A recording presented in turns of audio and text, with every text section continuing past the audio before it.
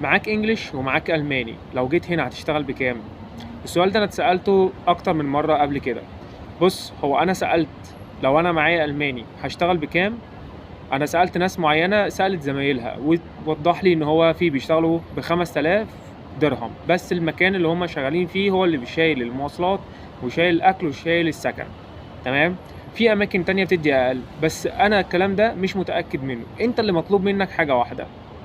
كل شركات الاوت سورس اللي موجوده هنا انت من المفروض انك بتقدم فيها. عندك تيل بيرفورمانس، ساذرلاند، كونسنتريكس، تاسك انوفيشن، كوبولا، ديربي، كل الشركات المعروفه، سوندوس. الشركات دي كلها بتقدم فيها يا باشا، بتروح تقدم فيزيكلي فيها وده احسن ليك. انت بتقدم الاول اونلاين وبعد كده بتبعت للاتش ار. تالت حاجه قدم فيزيكلي، ولو في مثلا اي دوكيومنتيشن او اي حاجه بتكون معاك بتروح توضحها لهم. تمام. دي حاجه.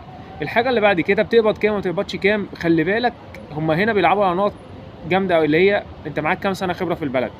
فانت في البدايه، ودي نصيحه اتقالت لي، لان انا كنت بدور على سالري معين وهو ده السالري المفروض ان الواحد يجي عليه، لان الواحد جاي بخبره من مصر.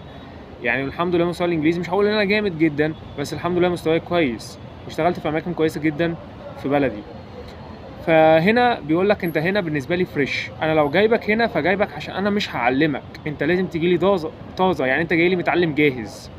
وانا هنا هديك تدريب، وخلي بالكوا التدريب هنا مش التدريب اللي هو مش زي احنا خدناه في مصر. التدريب في مصر يعني احسن بكتير جدا من هنا. هنا معتمد ان انت جاي تشتغل على طول، فانت لو مش هتيجي تشتغل على طول فانت مع السلامه.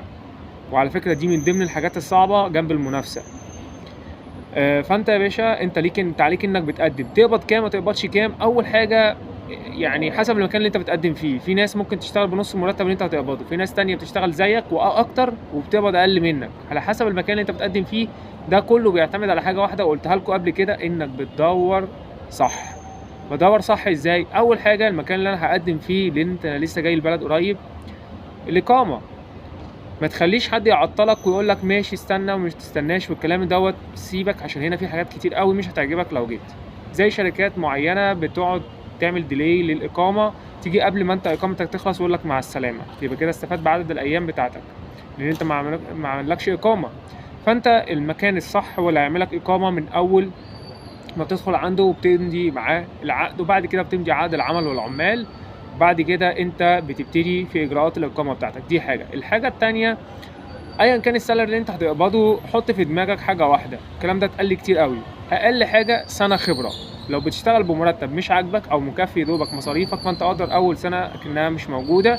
بس مجرد انك بتاخد سنه خبره في البلد، بعد كده انت بكفاءتك وبشطارتك وباللغه اللي معاك تقدر انك تاخد السالري اللي انت حاطه في دماغك لما تطلع على مكان تاني.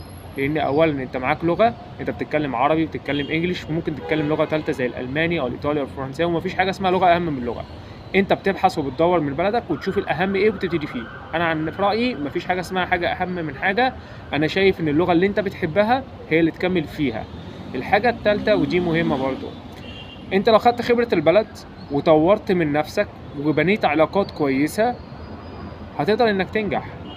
هنا البلد مش عايزه واحد بيكون موظف وخلاص. هنا البلد اللي عايز ينجح فيها ويمسك فيها فلوس كويسه قوي لازم يتعلم ازاي يعمل يكون له مصدر دخل خاص بيه. اشتغل بقى شغل فريلانس، شوف انت بتحب ايه واشتغل عليه جنب شغلك. بس طبعا انت لو قدرت انك تلاقي فرصه. هنا الحياه عمليه جدا، عمليه بحت. فانت يوم الاجازه بيبقى يوم واحد اللي هو في الغالب الواحد بيقضيه نوم. فانا سؤالي ما جاوبتش عليك.